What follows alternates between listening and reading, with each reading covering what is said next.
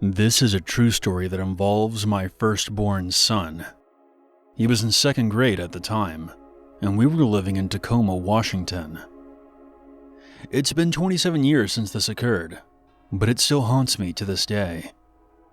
A little backstory to put these events into perspective. It was January of 1995.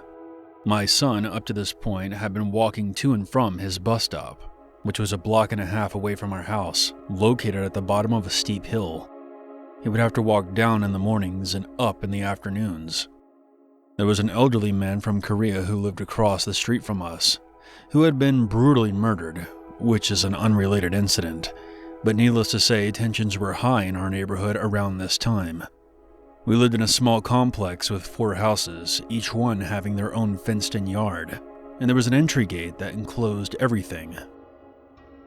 My son used to take a shortcut through an alleyway that ran behind the houses to get to his bus stop. He had done it so many times before that it became normal, and there wasn't a worry in the world as to our son's safety, until the day in question. That day started out like any other.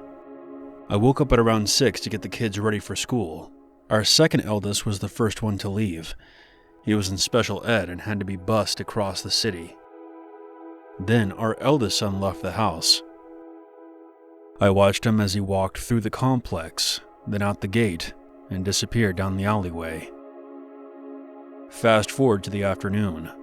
I knew that my eldest son would be coming home soon. I was busy in the house tending to chores when I heard a frantic knocking at my door. I opened it and saw through the screen door that it was my next-door neighbor. She had a terrified look on her face. "Hey, what's wrong?" She then told me that she saw someone trying to lure my son into their car. I immediately screamed for my husband, and we both ran out of the house. And to our horror, there was someone in a white sedan reaching through the driver's side window of the car, pulling my son by his shirt. If you aren't a parent, you can't imagine how terrifying this was to witness. I went ballistic while my husband ran towards the car screaming, "Get the fuck away from my son!" Our son managed to pull away from the driver and quickly backed against the perimeter fence. I saw that every time he went to move, the vehicle kept moving to prevent him from escaping. At this point, the neighbors that lived across the alley, who were friends with my husband, heard all the commotion, and they leapt over their fence, and one sprinted to the front of the sedan while the other swept up our son into his arms and quickly brought him over to us.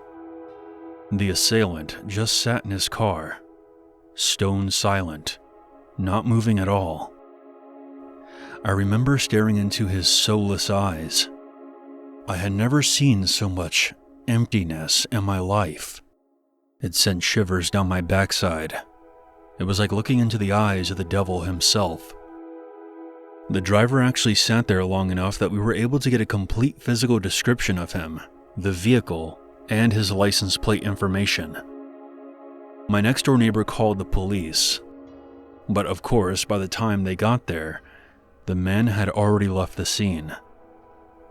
It still freaks me out to think about what would have happened to our son if my next-door neighbor hadn't seen what she saw that day. We might have never seen our son again. Another thing that upsets me is that right before the man took off, he pulled out one of those old Polaroid cameras and took a couple of pictures of my son. That really got under my skin. When a police officer finally came, he looked like he was fresh out of high school. I remember him eyeing me skeptically and said that I was just being a hysterical mom. Like, what the fuck? Is that what you tell someone who just saw their son almost get kidnapped? My advice to all police is that you don't send a rookie to investigate a child abduction case, and also, don't hire fucking morons. This incident has scarred me for life, and for the longest time, I wouldn't let our son out of my sight, and I made him hold my hand everywhere we went. I went to extremes to protect my other children as well.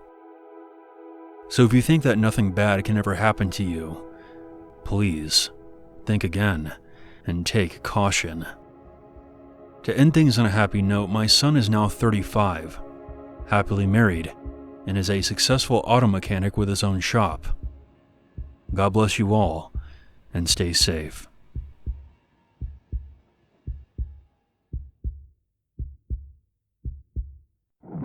This story took place in July of 2020 in South Australia. My friends and I were all around 14 to 15 at the time. There were 7 of us in total. It was a Saturday night, and my friends and I were planning on staying the night at our friend Sean's house. The night started out relatively normal. We all just walked around the block and caused a bit of a ruckus, like teenagers do. Until around 11 p.m. We then decided to walk to the boat ramp, which was down the street from Sean's house, just to go chill out by the ocean. Now, to give some perspective, Sean's house sat almost at the end of a long street, and on the opposite end was a small turnoff that goes downhill toward the boat ramp. Houses lined one side of the path, and the other was nothing but trees and bushes. The boat ramp itself was also surrounded by thick shrubs. So we eventually made it to the boat ramp, and as we looked down the hill to where we wanted to go, we saw 2 cars parked near the water, maybe 100 yards away from us. Now at this point, we had no reason to be worried. They could have been just enjoying a late-night drive for all we knew, but as teen boys, we wanted to make the situation seem as dramatic as possible. So instead of proceeding to the boat ramp, we began walking across the parking lot toward the surrounding forest, in full view of the parked cars, mind you. Now this is where I made a very stupid decision. Our group split into pairs, and I was at the very back with Josh. Most of the group had already made their way into the forest. I then motioned for Josh to stop walking. Psst, hold up, man. Check this out. I then called out to the cars. Hey assholes, we know what you're doing. Not a second later, someone from the cars shouted back at us. I'm gonna fucking cut yous! We then heard both cars start up, and soon they were both coming right for us. My heart dropped. We all began sprinting into the bushes. We probably ran for about 200 yards before stopping to catch our breath. After about another 10 minutes, we concluded that we were probably no longer being chased. They wouldn't have been able to see us from the road anyway. Just to be safe, instead of taking the path back to the road, we continued through the trees. We walked for maybe another 10 minutes before making it back to the road, and then we headed back towards Sean's house. However, we soon changed our minds and decided to walk down to the small beach across the street, since the boat ramp didn't work out. Once we were there, we just chilled out for a while. From where we were positioned on the beach, we could see the boat ramp parking lot, and the cars that were there before were now back. Now, I would like to reinforce that we were all extremely stupid and irresponsible, so what we decided to do next was just ill-advised, to say the least. We walked back up the road to the boat ramp. We were just curious about what they were doing. Was it possibly a drug deal? Or maybe it was something on the extreme side, like dumping a body into the ocean. I know it sounds ridiculous, but we were all bored and full of adrenaline. We settled that it was possibly a drug deal going down, so we thought it would be funny to yell at them again. Yeah, I know it's stupid, but we really didn't consider the danger we could have been in. We all got ready for what was about to go down. It was decided that Josh would be the one to yell at them. Once we were all ready, Josh ran to the middle of the turnoff and yelled, "Hey, are you guys doing drugs down there?" We all stood still for a few seconds, anxiously anticipating their reaction. For a second, I thought that they might not do anything, but I was wrong. The cars pulled out of their parking spots and then turned around until they were facing us. We were like deer caught in the headlights. Not a word was spoken, but we all broke into a full-on sprint as the cars began speeding towards us. Now, a few of us were running a lot faster than the others, so we were all at varying distances from the road. I look back and I'm horrified to see that one of the cars is still speeding right for us. I look to my right and see a large bush, and two of my friends dove in. In front of me is Josh, and he also disappears into a bush, so I follow. We all crouched down behind the bushes that line the road and just watched. The car slowly passes by. My heart is in my throat the entire time. Once it was out of sight, we all waited for another 5 minutes before we felt safe enough to make a run back to Sean's house. We were all pretty shaken up at that point, but there wasn't really anything that we could do about it.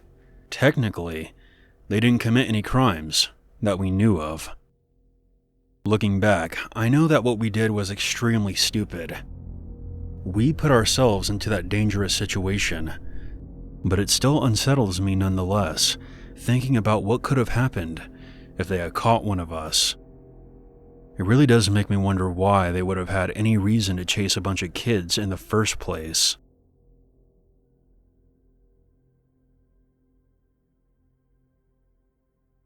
Okay, so fair warning. This one is going to be long as hell. Apologies for that. But this is very hard for me, and I've been carrying this for a lot of years. On the advice of my therapist, I have written everything out to try to work out my feelings on the matter. He didn't advise me to post it online, of course, but I've struggled with this for long enough, and I need to hear other people's opinion on it. I still really have no idea how I feel about it, even after all these years, but I will submit for the judgment by the masses. I know I did wrong on some things, probably a lot of things, but I tried to do the best that I could.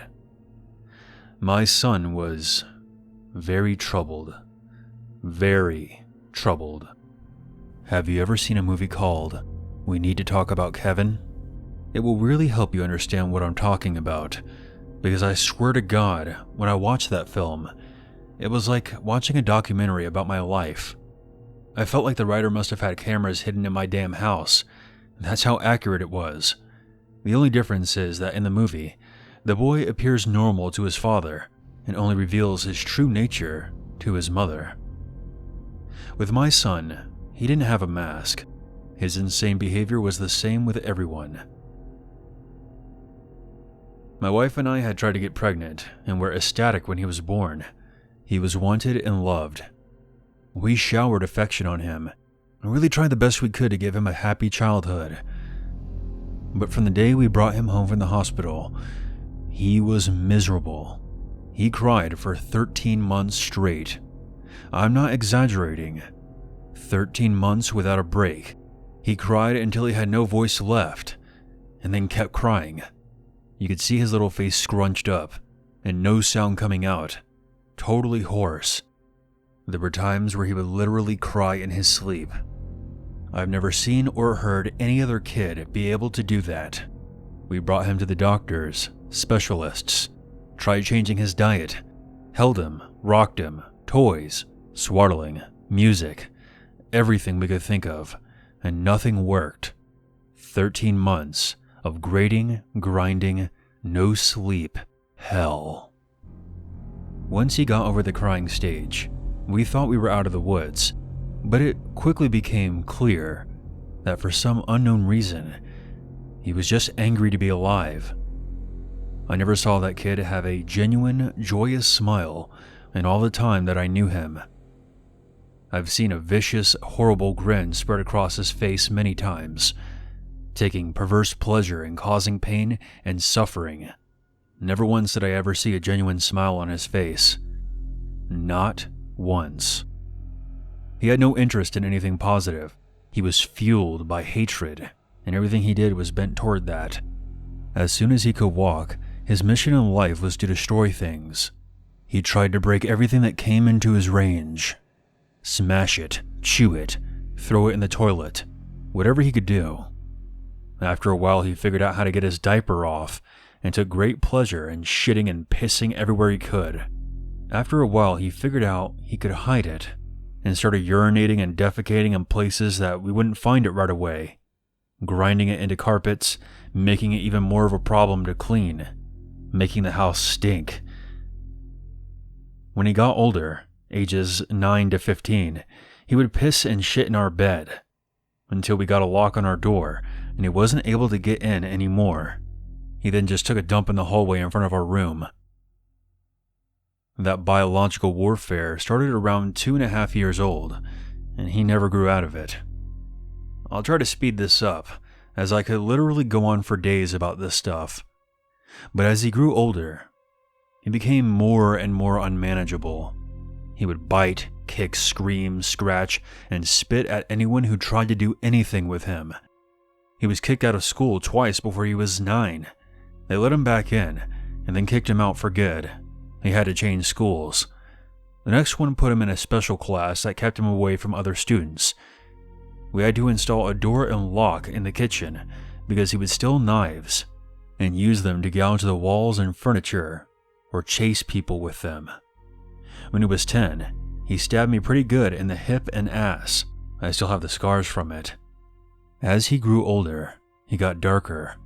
He moved on to setting things on fire and torturing the local animals. I will take this opportunity to preempt the tsunami of messages. Yes, we had the kid in fucking therapy. He saw a psychiatrist twice a week, and God only knows how many different medications were prescribed to him over the years. Nothing worked. Therapy didn't work. The meds did nothing. Nothing fucking worked. He was like a poison cloud of hate and fury, lashing out at anything in his reach. When my son was 16, my wife got pregnant again. I can't tell you how different our reaction was. Instead of joy, we felt horror.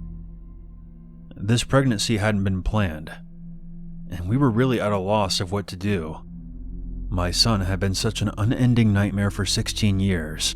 We couldn't take the idea of starting again from the beginning. We talked about termination, but A, that process wasn't so easy in those days, and B, my wife is very against it. We talked about many options. In the end, we decided that my wife would have the baby. And if it turned out evil, we would put it up for adoption. We just knew we couldn't go through this again with another child like our son. We had a daughter. She was normal. Suddenly, we saw what our lives should have been like the whole time. She laughed at things, she breastfed without biting. She didn't have any teeth anyway, but you can tell she was just trying to eat, not tear her mom's breast off. After 4 months, she was sleeping through the night. She was happy, normal. I can't describe the relief and happiness we both felt. I don't have words for it. This is where I believe I may have started pulling back from my son. Up until that time, whatever mistakes I made, I'd always tried to do the best for my son. I'm convinced of that. I tried to help him, love him, and care for him. I really tried. But when my daughter was born, my wife and I both instinctively turned toward her. She became our focus, not from malice, but just because she was so much easier. She was so happy and sweet. Every moment we were with her felt like magic. I understand that this was wrong, but we honestly couldn't help it. I don't have a better explanation than that. My son hadn't given a shit about my wife being pregnant. I honestly don't know if he really understood it. But when we brought our daughter home, he started acting out even more. I didn't think it was possible, but he took it up another notch. At this time, he was around 17, and we were having full-blown shouting matches every day. Usually after we fought, he would storm out of the house and disappear for hours at a time, or come back the next morning. It was a relief. I actually started to look forward to our fights, because it would get him away from us for a while. After the birth of our daughter, my relationship with my son was almost entirely gone. Our only real interactions were screaming at each other, My wife was even worse with him. She just had nothing left. By that time, if our son came into the same room as her, she would just stop whatever she was doing and start screaming, "Get the fuck away from me. Just go away. Get the fuck out." Until he left. He started spending more and more time out of the house, which was a blessing for us. I have no idea what he got up to out in the world. We were just happy that it wasn't being inflicted on us. As a consequence of our son's behavior, we had invested heavily in locks around the house. All of the cheap, thin interior doors in our home have been replaced with thick, dense, wooden doors that could not be kicked down, equipped with locks that my wife and I carried the keys to. I know this sounds extreme, but locks and heavy doors were the best way we found to create a safe space from him. And again, before I get endowed with messages, I wasn't locking my son away in his room like some kind of prisoner. He had free reign of the house and could come and go as he pleased. My wife and I would lock ourselves in rooms to protect against him. If anything, we were prisoners in our own home. On the day in question, I fought with my son in the morning, and he left the house in a rage. My wife and I were enjoying some peace and quiet in the kitchen while our daughter napped in our bedroom. And then, my daughter began crying. Any parent who has young children can tell you, you get used to your child's cries, and you can tell after a while what they need. They cry differently when they're hungry, or if they need changing, or if they're just restless and want to be held. Babies can communicate pretty well before they speak. This cry was none of those. It was a cry of terror. The second we heard it, my wife and I both got up out of our chairs and ran to the room. The door was locked, of course, and it took a few seconds to get the right key and get it open. My son was in the room. We lived in a bungalow, and the bastard had climbed through the window to get to her. He was standing over her crib with a steak knife in his hand. I have no idea where he got it. It wasn't one of ours. We controlled our knives very carefully and always kept them in locked drawers. I think he may have taken it from one of our neighbors' houses. He had broken her skin twice already, once in the belly area and once in her arm. I could see blood. When I entered the room, he was dragging the back of the knife down her face, not cutting, almost teasing her while she screamed. He looked up at us and smiled. Before I knew what I was doing, I was already moving, running to put myself between them. I didn't think about it, I just moved instinctively. And despite this, my wife got there before I did. It was like a movie on fast forward. She got to our son and bashed his hand away, knocking the knife across the room, and then shoved him with her whole body weight. He flew away from the crib and bounced off the wall. I picked up my daughter and held her while my wife scanned us. I could see her shaking, almost convulsing. I can remember the smell of the room, the sound of my daughter screaming and wailing, the look on my son's face as he stood there. Just nothing. Blank. Dead. There was nothing in his eyes. No emotion whatsoever. He looked like an alien to me. I watched my wife take a step toward him. I could have reached out and stopped her, but I didn't. She stepped forward again, very close to him. Again, I could have stopped her, but I didn't. Now, up until this point, you may have been picturing my wife as a typical woman, small frame, dainty, delicate. This is not the case. My wife does have a small frame, but dainty and delicate she is not. Never has been since I've known her. Since her early teens, my wife has been a boxer. MMA did not exist back then, but karate and boxing were big in those days, and my wife was a very talented amateur. She was about 130 pounds and carried a lot of muscle, and she knew how to punch. I had 70 pounds on her back then, and I have no doubt that in a real fight between me and her, she would have pounded me flat. Neither of us had ever laid a hand on our son in anger before, but something broke in her that day. And all the years of anger and pain and sorrow and frustration just came pouring out. When she hit him, his head snapped back, and blood started pouring out of his nose. He hardly reacted. He just looked at her with this shocked expression, like he didn't know how to process what just happened. She waited another second, and then she hit him again. I could have reached out to stop her. I could have dragged her from the room, taken her away, calmed her down, but I didn't. I just stood there and watched while she systematically started to pound him into a pulp. Every time he brought his hands up to cover one part, she would blast him somewhere else. Body, head, body, over and over. He started screaming, crying out, yelling for her to stop. It was the most genuine reaction I had ever seen him have in his whole life. But she wasn't stopping.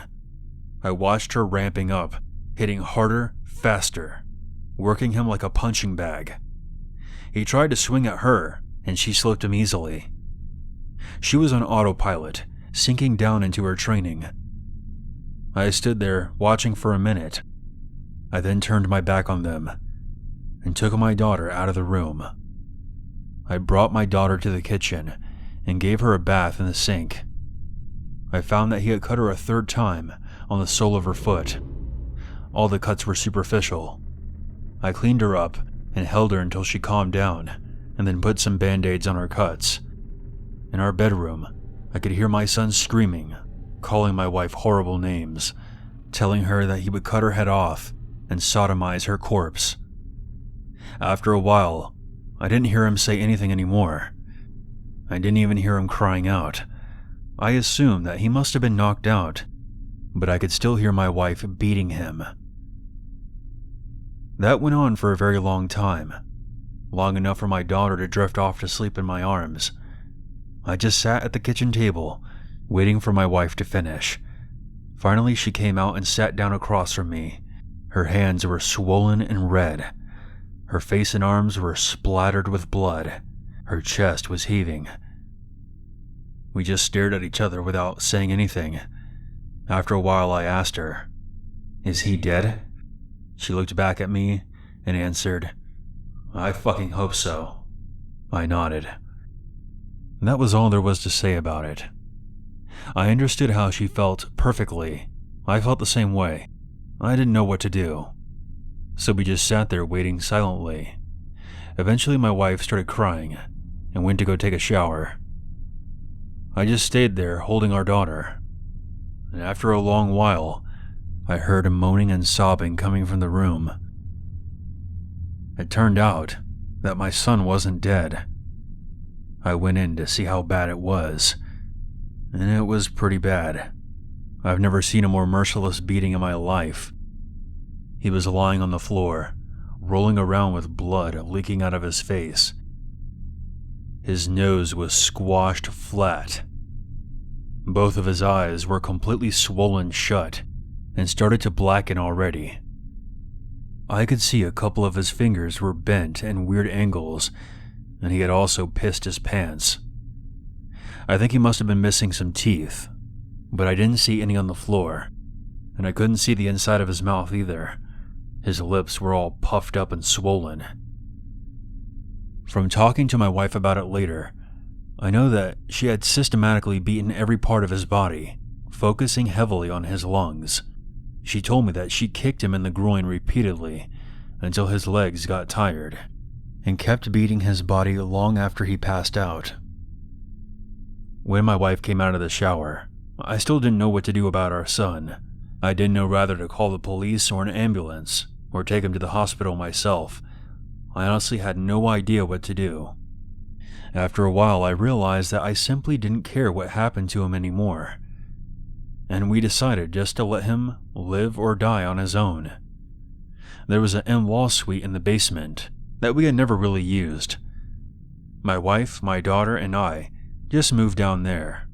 We simply ceded the top floor of the house to my son and locked everything down. separating our lives entirely.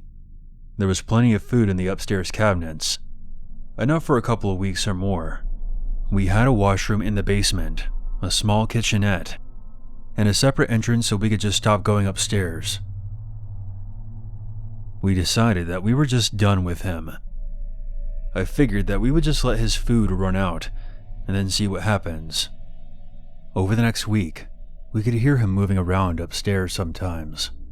I think he just spent most of his time lying in bed recovering. I went to work, watching on high alert in case he attacked me in the driveway, but he never did. My wife stayed home with our daughter. She was never out of her sight. One night, we heard him going ballistic, smashing and banging things all around the house. We didn't respond. He never tried to go downstairs or get near us again, though. I think he was afraid that my wife would finish the job on him. After 3 weeks down in the basement, we hadn't heard anything from above for a few days. I ventured upstairs to the main floor of the house. The place was demolished, and there was no sign of my son. He was gone. It took months to repair the damage that he had done. There was food and shit smeared all over the walls and broken glass on the floor. Big holes in the drywall. He had ripped the place apart. He tore up the linoleum in the corner of the kitchen and emptied the entire foam fire extinguisher into the living room. I just felt grateful that he didn't burn the house down. I'm still not sure why he didn't. As a kid, he wasn't shy about setting things on fire. After that, I lived in fear every day that he would come back, that he would ambush one of us out of the blue and try to kill us. We moved about 3 years later, and I finally stopped being afraid that he would show up again, as now he had no idea where we were. I finally felt safe. All of this happened a very long time ago. My son was born in the spring of 1971. My daughter was born in 1988. I am an old man now. I'll be 70 this year, and my wife passed away from cancer in 2016. My daughter is 34 years old now. I moved in with her and her husband after my wife passed. I have 2 granddaughters that are the joy of my life. I see a therapist a couple of times a month to talk about all of this. I don't know where my son is. The last time I saw him, he was lying on the floor, bleeding and broken. I haven't heard from him since he left, more than 30 years now, but I don't want to know. I carry a lot of guilt from that time, and a lot of conflicted emotions. I didn't beat him myself, but I allowed it to happen, and I thought he deserved it. I didn't try to kill him, but I would have been happy if he died. I will say that I do hope he was able to overcome his demons and go on to live a normal life somewhere. If he wasn't able to do that, if he stayed the way he was, then I truly do hope that someone out there killed him. And whichever way it went, I just hope he's still not out there hurting someone else.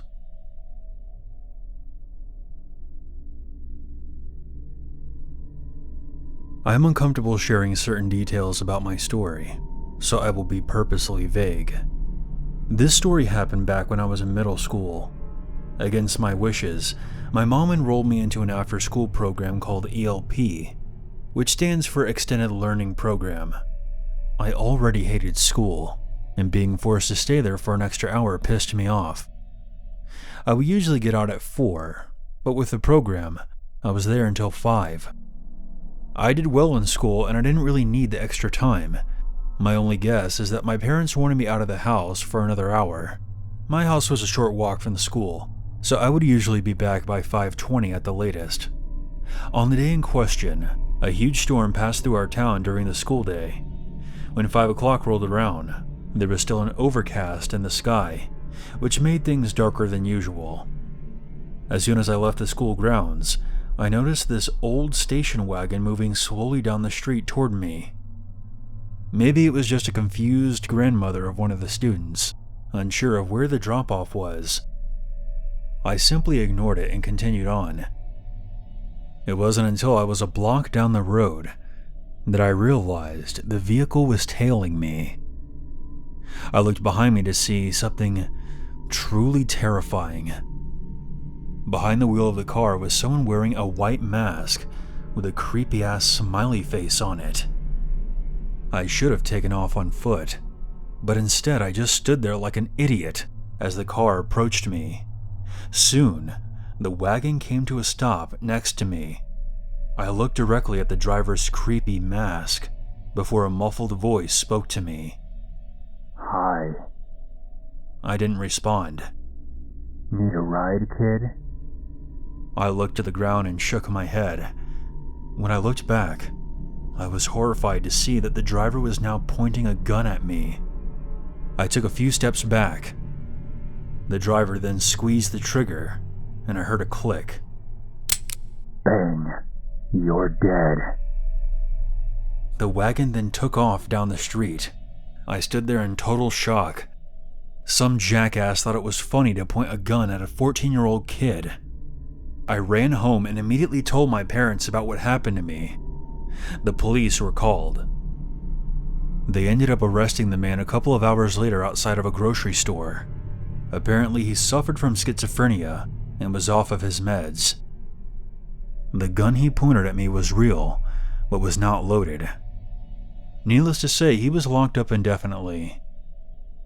The good news is that after that happened, my parents felt really guilty, and I never had to go to that stupid after-school program ever again.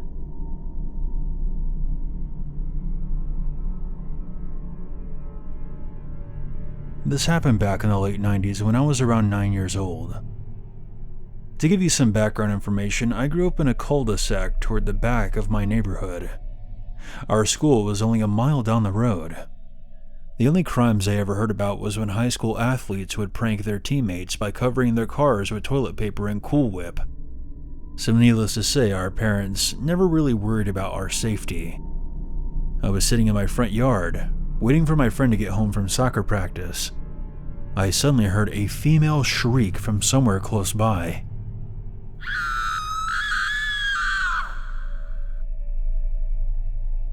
I looked over to see my next-door neighbor Heather running as fast as she could down the street, crying hysterically. She flew past me and into her house before I could even ask her what was going on. I then looked back to where she came from. There was a white car slowly cruising down our street. The vehicle looked severely rusted and beaten down. The kind of thing that wouldn't look out of place in a junkyard. Through the tinted windows, I saw a shadowy figure in the driver's seat. The car's engine revved up as it sped off and disappeared. I didn't see the details of the driver's face. However, I did see that they were looking directly at me as they took off. Even at my young age, I knew a threat when I saw one. Once the initial shock wore off, I ran inside. I don't know why I didn't tell my parents about the incident. I just kept telling myself that it was none of my business. Maybe it was Heather's boyfriend and they got into a fight or something. If she really was in some kind of danger, I would leave it to her to tell someone about it. A few days later, I overheard my mom talking to her friend about a predator that was trying to lure kids into a white van in the subdivision next to ours. I remembered cutting into the conversation and saying, "Mom, do you know if it was really a white car?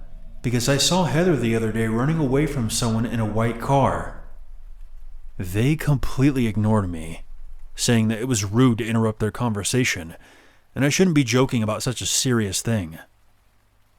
I honestly don't remember what happened after this. Again, this was many years ago. To this day, I believe that Heather was only mere seconds away from being kidnapped. I also don't recall if they ever apprehended the suspect. I can only hope that they were never successful.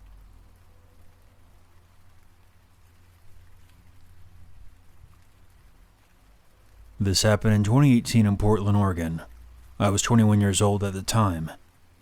Back in those days, I was a night owl who did a fair amount of drinking.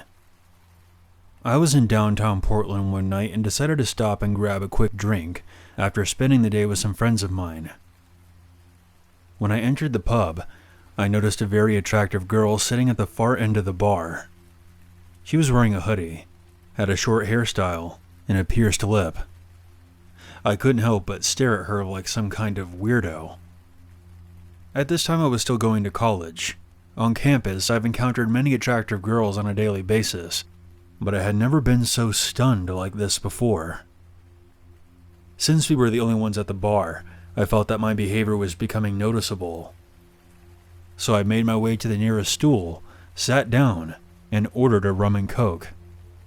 I thought about striking up a conversation with the girl, but the last time I hit on somebody at a bar, I ended up with a drink on my face, a story for another time. To make a long story short, I didn't have the energy to play 4D chess that night. I'm just gonna have a few drinks, walk back to my dorm, and call it a night.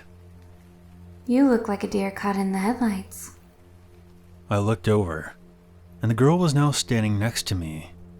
I was shocked. The last thing I ever expected was for her to come over and start talking to me. I had to think quickly. Sorry about that.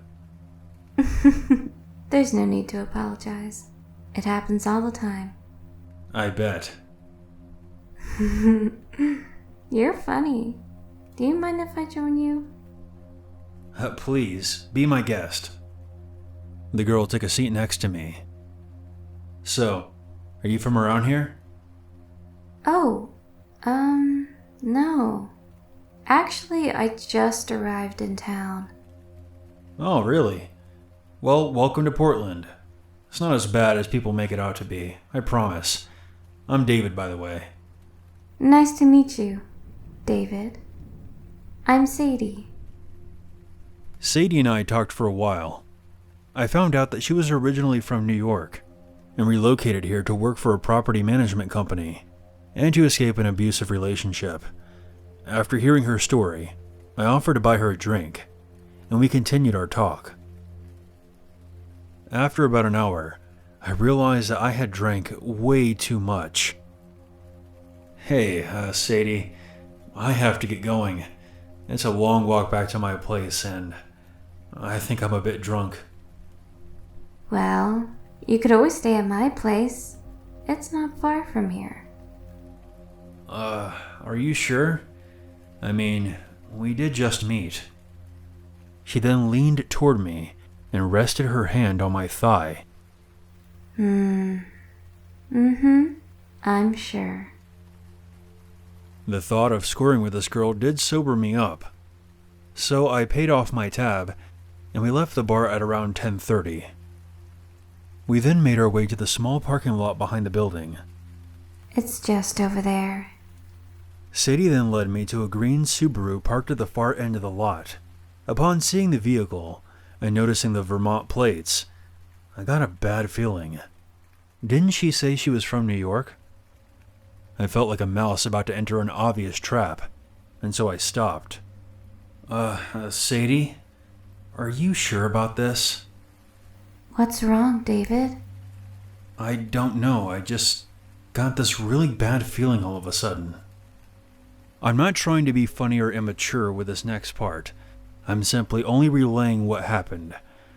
Sadie approached me and caressed my area. Well, how do you feel now? The strange feeling I had was quickly chased away and was replaced by something else. Oh, okay then. She walked over to the passenger side door and held it open for me. Before I knew it, I was inside the car of a stranger that I had met an hour ago. After Sadie closed the door, she began to walk around to the other side, but she did so very slowly. It was bizarre, almost as if she was pretending to be a zombie or something. That strange feeling from earlier returned. I remembered trying to open the passenger door, only to find that it was locked from the outside. Sadie stopped outside of the driver's side door and just stared at me through the smudged window. The dark parking lot obscured her features, making her resemble a dark figure. She then waved at me, and I heard her say, "Have a nice trip, David." Don't ask me how, but I knew exactly what I had to do. I placed my right hand over my throat as a wire fell in front of my face and was pulled tight. There was someone in the back seat. If I didn't bring up my right hand when I did, the wire would have been right on my jugular. I heard the assailant in the back seat grunting as they pulled the wire tighter. As we struggled, Sadie opened the driver's side door. I could see that she was angry at what she saw. "You idiots, you're fucking it up." A male voice boomed from the back seat. Move his fucking hand! Between the creeped out feeling from earlier and the literal attempt on my life, I was 100% sober now. Sadie climbed into the seat and reached for my hand. In all the excitement, she must have not noticed that my left hand was completely free. As soon as she moved in, I clocked her right in the face, sending her backward. What the fuck? You just hit my girlfriend. I felt the wire around my throat loosen, and I immediately took the opportunity and threw it off of me and tried the handle on the passenger side door again. To my surprise, it opened. Before I knew it, I was running down the street as fast as I could. I ended up at a nearby convenience store, where I called the police. I gave them a detailed description of Sadie and the Subaru she was driving. I pretty much spent the rest of that evening giving my statement and answering more questions. I wasn't dropped off at the dorms until after 3 a.m. There have since been a few follow-ups to my case. It was determined that the Subaru was reported stolen earlier that evening. Sadie was clearly a false name, and she used a fake ID at the bar. This was also likely a case of what is known as lust murder. Sadie and her accomplice tried to murder me to fulfill a sadistic sexual desire. This is only a theory, but it does seem to fit. The perpetrators are still at large to this day. I am extremely lucky to be alive right now. If I hadn't raised my hand when I did, I have no doubt that I would have been strangled to death. I'll tell you one thing. That is the last time I'll ever try to pick someone up at a bar.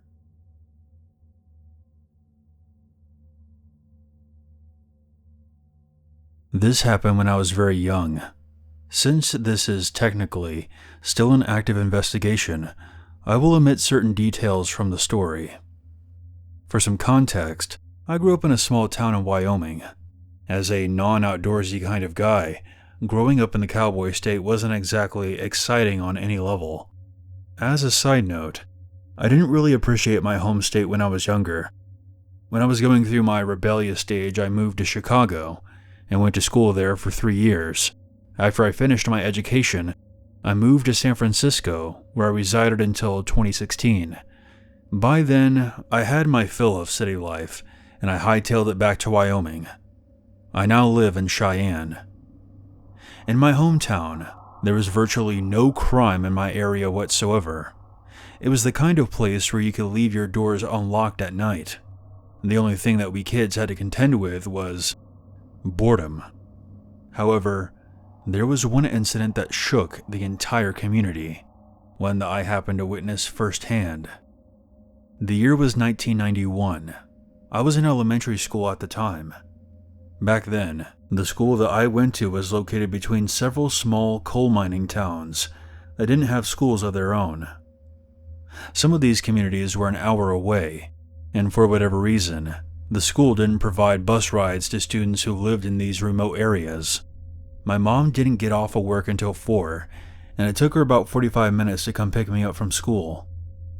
There was a playground located in the schoolyard, where students who were being picked up by their parents would hang out, unsupervised. On the day in question, me and another kid named Thomas were the only ones on the playground. When class let out that day, I noticed that there was an old pickup truck sitting in the parking lot ominously facing the playground. I thought nothing of it at the time. I didn't know Thomas very well, and we didn't really talk to each other. I remember that I was trying to do chin-ups on the monkey bars, while he was sitting on the bench near the parking lot. I eventually got bored of the monkey bars and walked over to sit on the slide so I could get out of the sun for a while. Shortly after, I overheard Thomas talking to someone.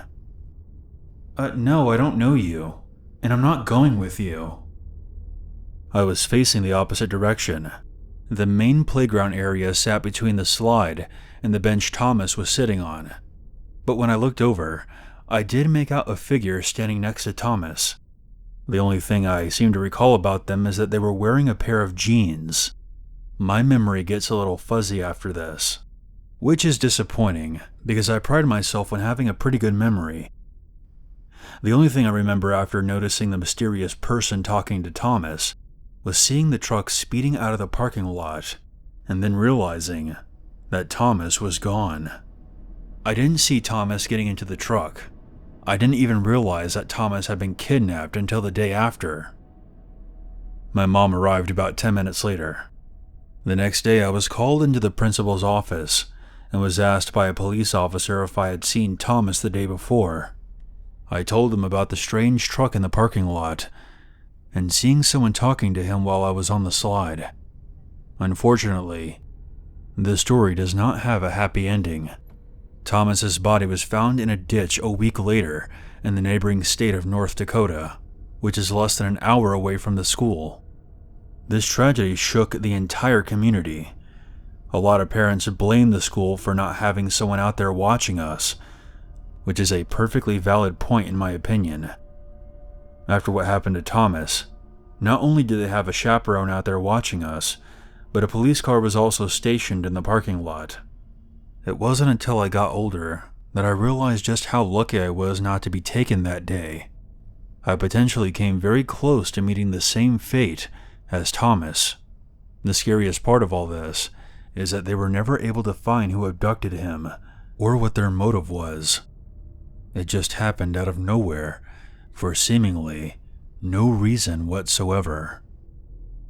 It's a scary thought to imagine someone just waking up one day and deciding to kidnap and murder an innocent child right out of the schoolyard. I don't think living in constant fear is healthy. However, be aware that evil lurks everywhere, even in some of the most remote, unassuming places.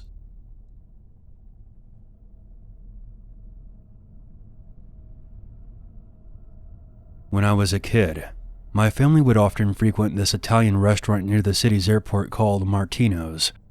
My great-uncle discovered this place during his quest to find a genuine Chicago-style hot dog outside of the Windy City. On the day in question, I went to Martino's with my dad and my uncle for lunch. I believe this was in the middle of my school's summer break, and my mom opted to stay home that day for whatever reason. After we were done, the three of us soon returned to my dad's car. My uncle got in the passenger seat and I climbed into the back. We hadn't gotten very far from the restaurant when we noticed an older pickup truck tailing us, driving very erratically. The truck kept accelerating, pulling right up to our rear bumper and then backing off, only to do it over again. Evidently, they were in a big hurry, trying to get my dad to go faster or to move out of their way. My old man isn't the type of guy who takes shit from anybody, except my mom. So he kept driving at the speed limit, refusing to move over. I thought the truck would eventually pass us. Instead, it got right on our bumper and stayed there. From the back seat, I couldn't quite see into the rearview mirror, but I remember my dad saying that the driver was so angry that he was banging on his steering wheel and screaming at us. The truck stayed behind us until we came to the next stoplight, which of course was red. As soon as we came to a stop, the driver's side door of the pickup truck flew open, and a younger guy stepped out. He was maybe in his late 20s to early 30s. My dad put his car into park and opened his door. Before the guy could even get a word out, my dad said very calmly, "You need to get back in your truck." For a second, the guy seemed taken off guard and looked as though he was about to back down.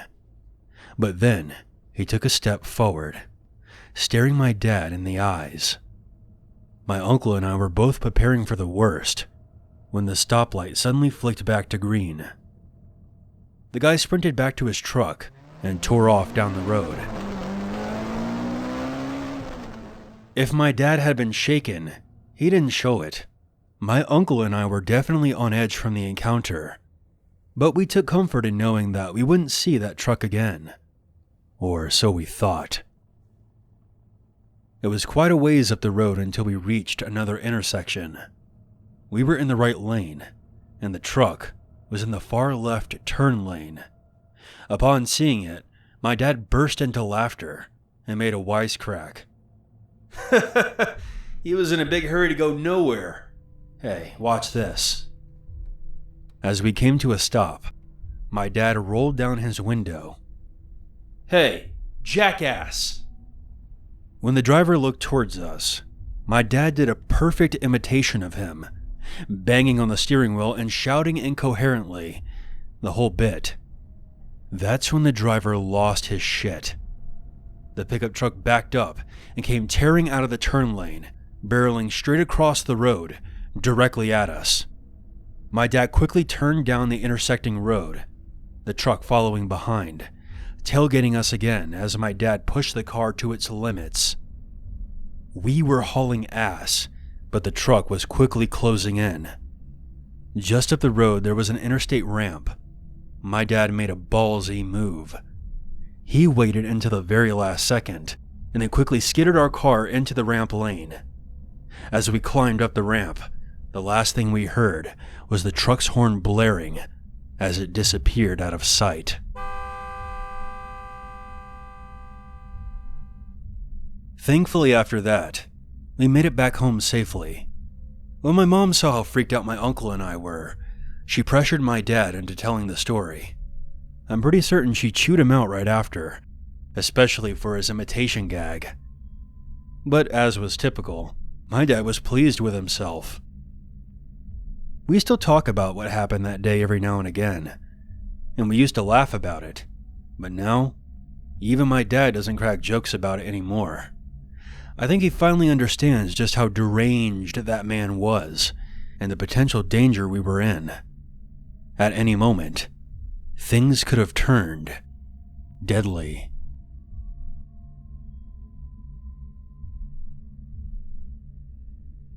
Back in the 90s, when my mother was in her 20s, she claimed that she was a bit of a party animal. Every Friday night, she and her friends would go to a popular club in Nova Scotia. For this story to make sense, I need to give you a basic layout of the club. There were 2 levels, one with a bar and dance floor. The second floor was a balcony that wrapped around the building. They were dancing at the club one Friday night when my mom got this uncomfortable feeling that she was being watched from somewhere on the balcony. She tried to see if maybe one of her friends was trying to get her attention, but she saw all 4 of them dancing on the floor. She then combed the balcony to see if she could spot someone staring at her, but with all the flashing lights and moving crowd, it was impossible to tell. So she brushed it off as a bout of paranoia. Later that night, she was doing shots with her friends when that same uncomfortable feeling came over her. Except this time, it was much stronger than before. She looked around the area again and saw no one, but something in her gut told her to stop drinking. She tried telling her friends, but by this point, they were all pretty wasted. They told her she was just being dramatic, and she should stop worrying so much and try to have some fun. This didn't feel right, so she grabbed the friend that was least drunk and pulled her aside to talk. We'll call her Chelsea. She explained to Chelsea what was bothering her, and to her surprise, Chelsea admitted that she had the same feeling, but didn't want to scare anyone. They both decided it was time to leave, and dragged the rest of their intoxicated friends out of there. The next morning, her Aunt Carol who lived in the apartment above hers, called her to show her a breaking news story. A woman had been found murdered in the alley just outside the club. She looked almost exactly like my mom. Same hair, same outfit, everything. They believe that she had been murdered about an hour after my mom left the club that night. As far as we know, the killer has never been caught. To this day, my mom believes that she was the killer's original target, and had she not left when she did, it would have been her on the news that day. She never went back to that club ever again, and I believe it shut down a few years later.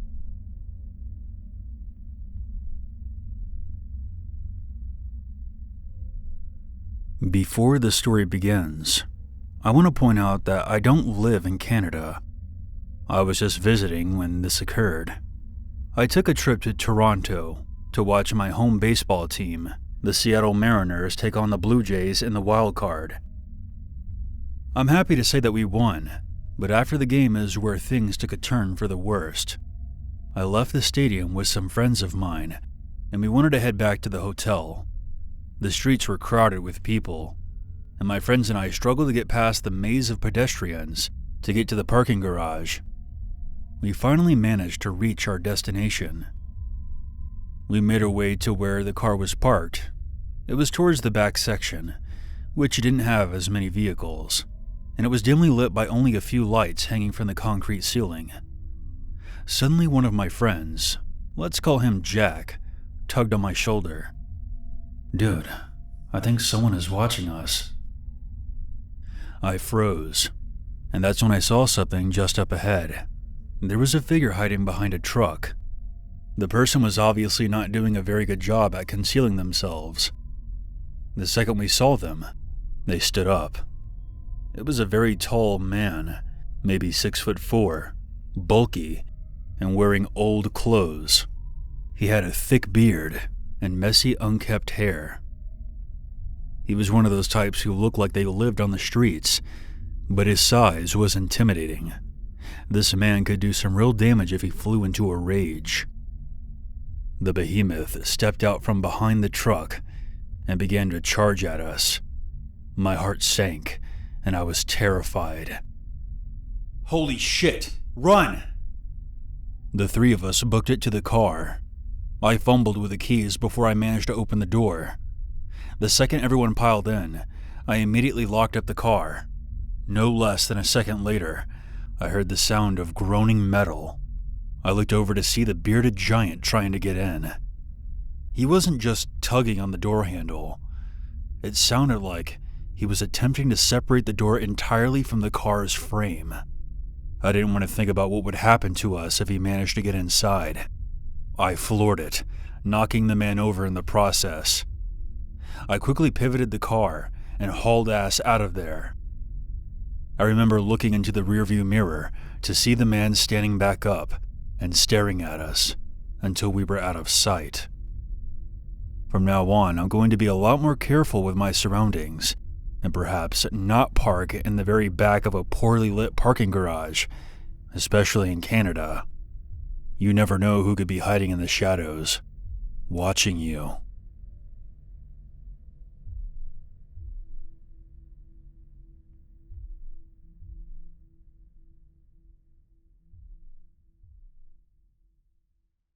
There's always a reason to be afraid.